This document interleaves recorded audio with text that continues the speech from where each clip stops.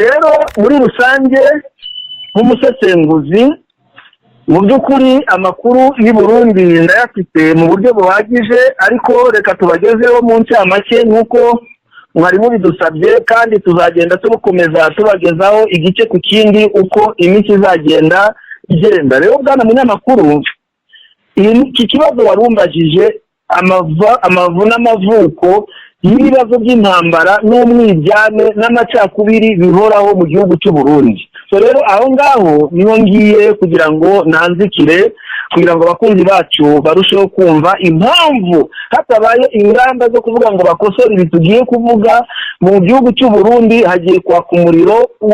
Ndababwiza ukuri ukomeye cyane ku buryo hazabamo n'ingaruka z'intambara turazizi mu buryo butangaje. So rero nanzitse nuko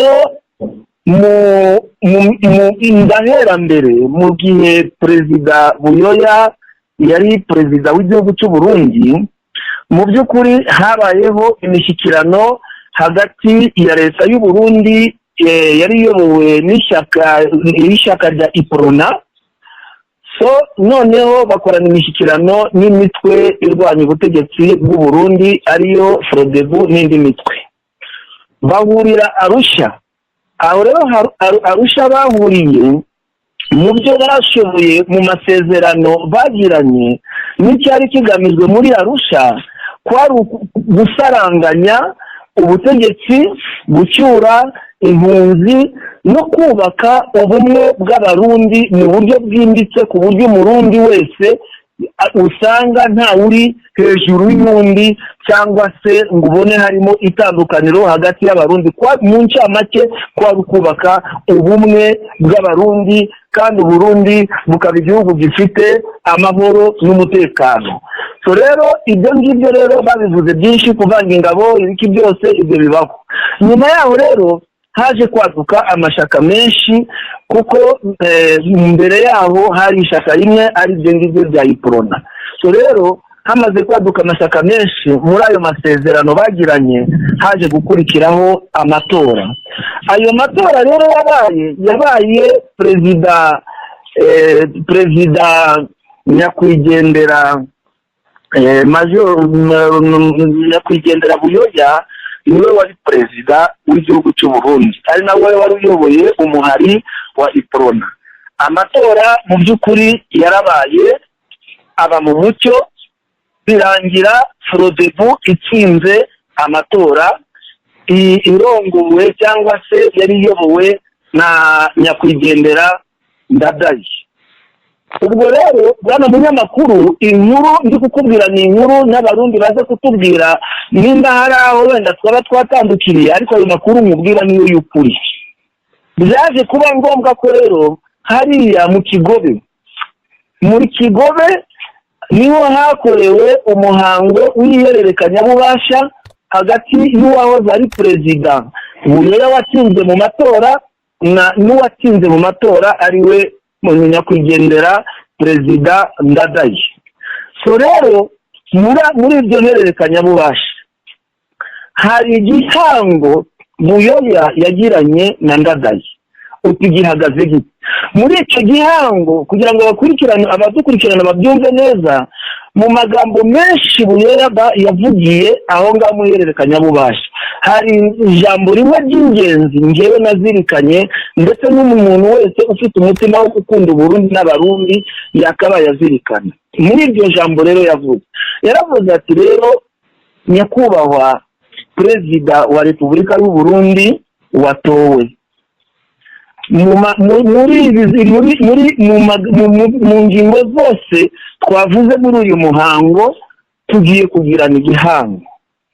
Ubwo rero abizi Burundi iyo bari gukora ihererekanyabubasha haba harimo remise reprise yo guhana intaye n'ibindi n'ibyo muri uwo muhango.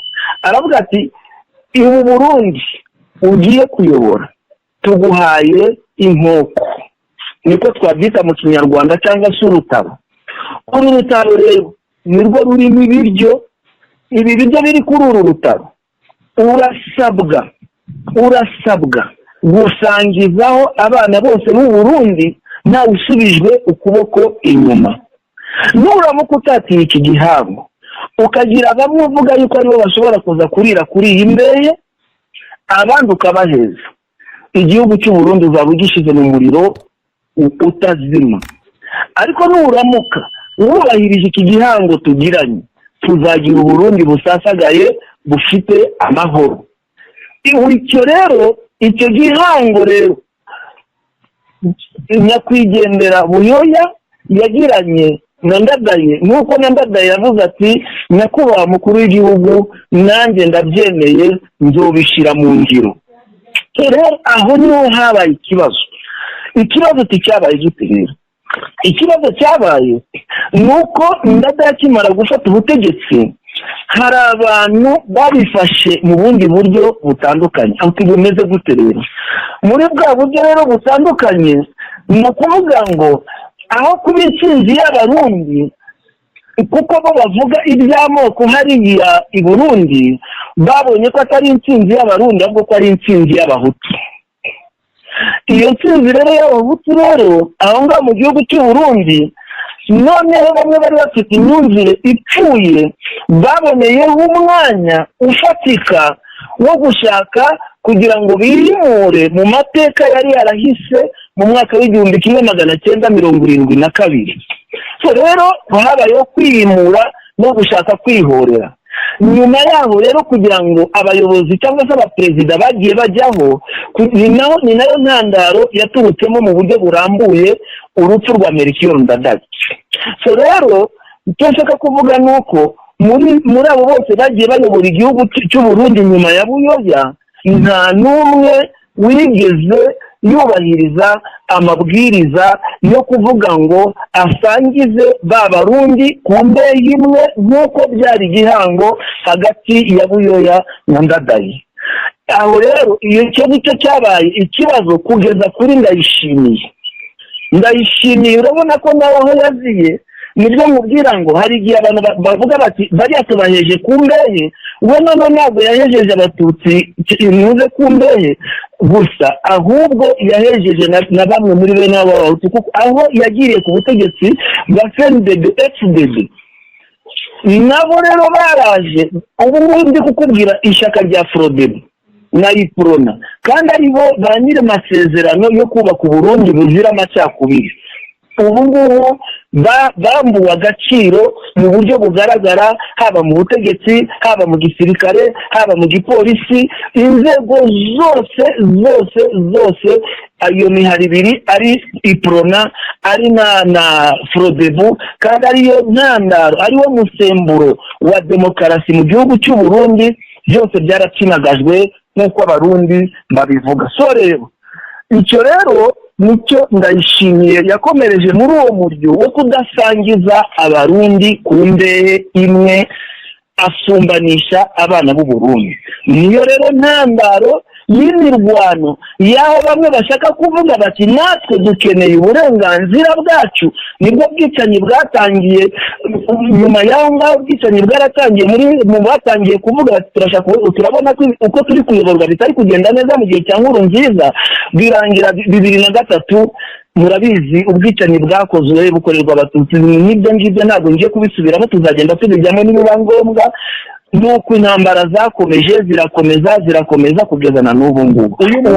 Ku butegetsi bwa Evariste Ndayishimiye aka Neva, biri kugaragara neza ko mu by'ukuri ari kugenda yatsa umuriro hano mu gihugu cy'u Burundi, kandi bikanavugwa neza ko aho yishoreye hano ku butaka bwa Kongo mu ntambara ya 2023 ndetse n'ubutegetsi bwa Kinshasa, ibintu byakomeje kuzamba. Abasirikari bamwe bakegura cyangwa se abandi bakanga kujya kurwana imbere ku rugamba, abandi bakicwa, kandi bikanavugwa neza ko iyi mitwe igiterukanye ndetse n'abasirikare b'amajoro bagiye bariyomora ku gisirikare cy'igihugu FDNB, nabo bakarema imihari yabo. Ubundi bwana Ngoga bihagaze bite iyi ntambara ko biri kuvugwa neza ko yabigiye kwaka, kandi bikarangira Perezida Neva yishwe cyangwa se akeguzwa ku butegetsi nyuma yuko n'ubundi bigaragaye neza ko aho agereye ku butegetsi n'ubundi nta kintu na kimwe yageze akorera Abarundi, kandi bikanagaragara neza ko iyi ntambara ahanini ari kuyirwana ku giti giti cye ndetse n'abo bafatanyije mu nyungu hanini ku butaka bwa Kongo, kandi bikanavugwa neza ko inyungu ziva mu ntambara ku butaka bwa Kongo hanini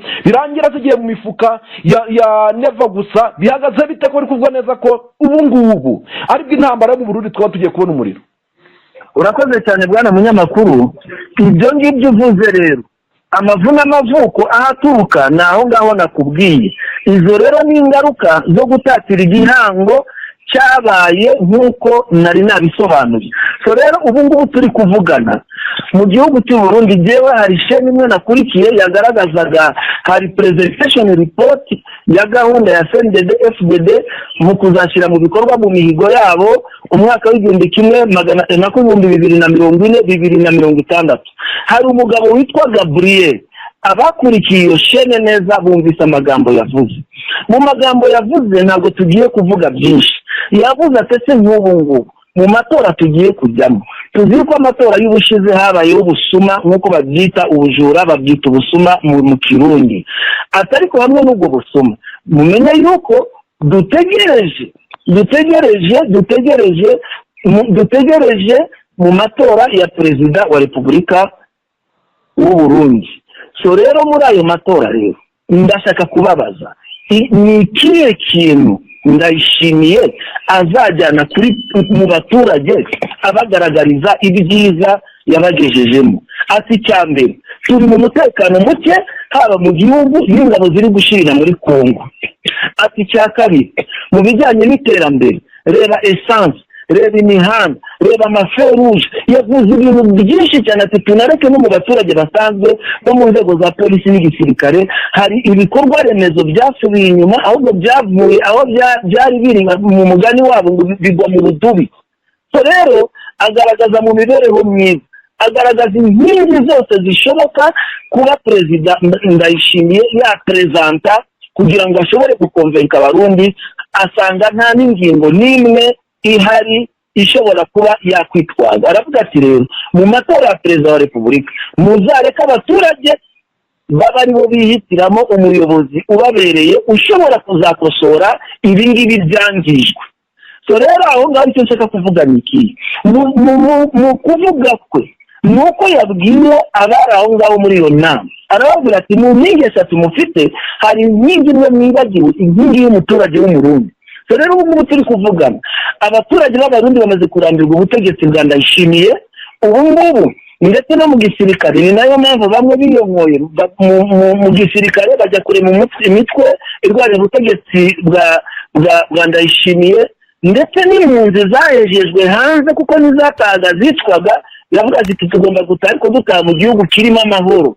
Nazo ubwazo birashoboka ko hari abatashoboye guhunga, baravuga bati twe ntaho tugiye, turaguma aha ngaha dufatanye n'abandi mu kurwanya ubu butegetsi bw'amacakubiri, bw'ikinyoma, ndetse no gukinagaza abaturage mu bukungu no mu mibereho myiza. So rero nibyo ndi kukubwira usozereza aha ngaha. Rero ndakubwiza ukuri yuko ubu ngubu igihari, nk'uko nakurikiranye uwo mugabo Gabriel arimo abivuga muri iyo nama, ndetse n'andi makuru dufite n'imboni zacu mu gihugu cya Bujumbura, ndakubwiza ukuri ko umuriro uhapfundikiye, umuriro ugiye kuzaka mu buryo bukomeye cyane.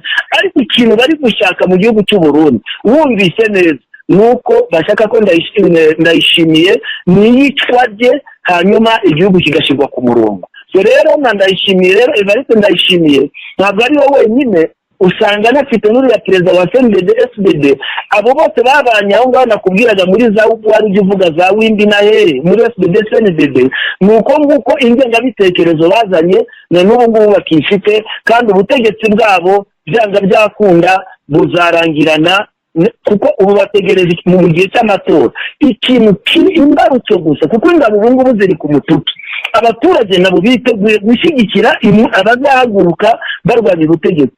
Tutegereze aya matora, muzareba umuriro uzakamo nimura mututanatse mbere, kuko na n'ubu ngubu haratutumba umuriro isaha ariyo yose. Nubwo bavuga ngo M23 ishobora kubagabaho igitero, ariko imitwe iri mu gihugu cy'u Burundi nayo iryamiye amajanja isaha n'isaha, twakumva biturike. Kuko na n'ubu abarundi bagize ubwoba, batangiye gukora imisako mu bisagara bitandukanye, ndetse umuntu yanajyana navuga n'amazina aho bagiye babikora cyane cyane bagenda basaka ibyo byose n'ubwoba bw'abasirikare batorotse mu gisirikare imbere mu gihugu ndetse n'abatorotse ku rugamba muri Kongo bishize hamwe bakubaka umutwe ushobora kurwanya ubutegetsi bw'u Burundi. So icyo nicyo nasozerezaho bwana munyamakuru, ibindi tuzabikomereza mu minsi itaha icyiciro ku kindi ararekwa ntashira.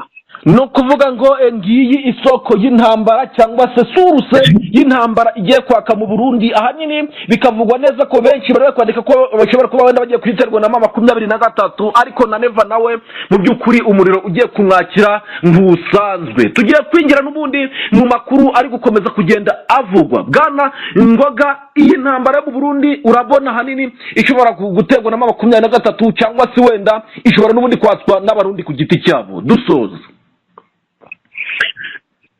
bwana munyamakuru, yewe mu isesengura ryanjye nuko no mu itangazo ry'ejo bwana umuvugizi wa FM23 wungirije mu bya politike bwana Dr Barinda yavuze, nawe yarigengesereye cyane mu guhamya neza nimba batera igihugu cy'u Burundi.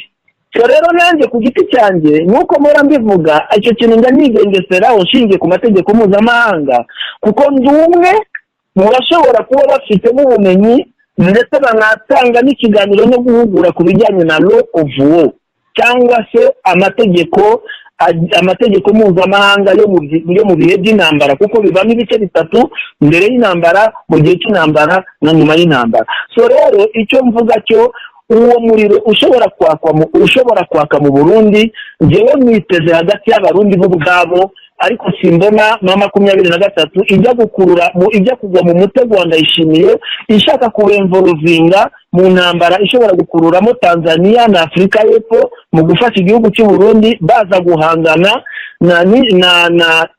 n'umutwe wa FM23